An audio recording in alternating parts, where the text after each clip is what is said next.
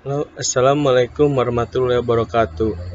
Perkenalkan, nama saya Lutfi Nopal-Kosi dari Prodi Psikologi. Akan membahas tentang teori Gordon Allport. Siapakah Gordon Allport itu? Gordon Allport adalah seorang psikoanalisis yang membahas tentang sifat-sifat dan tingkah laku seorang yang akan dijelaskan setelah ini. Nah, dari teori Allport memiliki struktur dan dinamika yang terbagi menjadi 4. Yang pertama ada sifat dan trait. Sifat atau trait adalah predisposisi atau kecenderungan untuk merespon secara sama terhadap kelompok stimulus yang mirip. Misal, jika saya menjatuhkan piring, ibu saya akan marah. Jika kakak saya menjatuhkan gelas, ibu saya akan marah.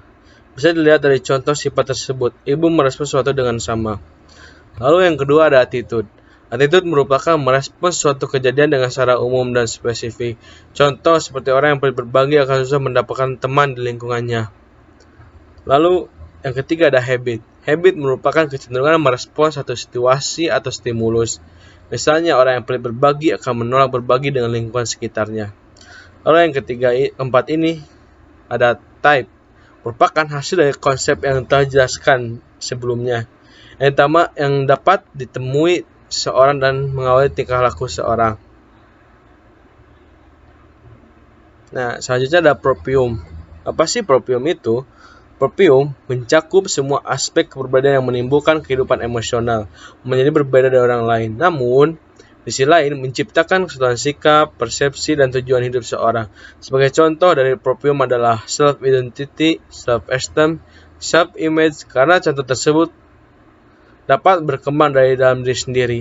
Diawali dengan umur yang masih kecil untuk mengetahui sosok dari diri kita sendiri, hingga usia dewasa yaitu self-awareness dengan penuh sadar dalam memenuhi aspek sebelumnya. Tipasi meliputi otonomi fungsional yang memandang motif orang dewasa beraneka ragam, mandiri sebagai sistem kontemporer, berkembang dari sistem antecedent, tapi secara fungsi tidak bergantung kepada sistem. Artinya, suatu tingkah laku dapat merupakan tujuan akhir dari tingkah laku itu sendiri, walaupun awalnya memiliki tujuan lain. Misalnya perilaku membaca, perilaku menulis, perilaku menggambar, karena pada awalnya memiliki tujuan agar dapat memahami sesuatu. Otonomi fungsional terbagi menjadi dua, yaitu ada perseptif fungsional otonomi, yaitu kecenderungan suatu pengalaman mempengaruhi pengalaman berikutnya. Seperti contohnya, perokok aktif akan merokok setelah makan karena ingin mengatasi bau makanan yang menempel di mulut. Namun, setelah itu perokok bukan untuk mengatasi bau makanan lagi, tetapi karena sudah terbiasa. Lalu yang kedua ada appropriate functional autonomy, yaitu kecenderungan yang dekat dengan inti kepribadian, seperti minat yang dipelajari, nilai, sentimen, tujuan, motif pokok, disposisi pribadi, gambaran diri, atau gaya hidup. Sebagai contoh, kita kuliah selama 4 tahun, tetapi bosan saat awal kuliah. Namun, setelah 1 tahun, mulai menyukai kuliah yang sedang diminati dan membuat diri kita termotivasi karena telah menyukai kuliah tersebut. Lalu ada kepribadian yang sehat dan matang menurut Allport. Allport tidak menekankan pada pribadi yang neurotis, tetapi pada pribadi yang normal, sehat, dan matang.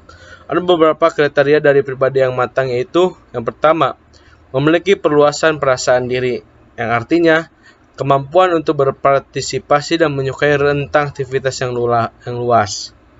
Lalu yang kedua ada memiliki hubungan hangat dengan orang lain, artinya kemampuan untuk membina hubungan yang intim dengan keluarga, teman, dan anak.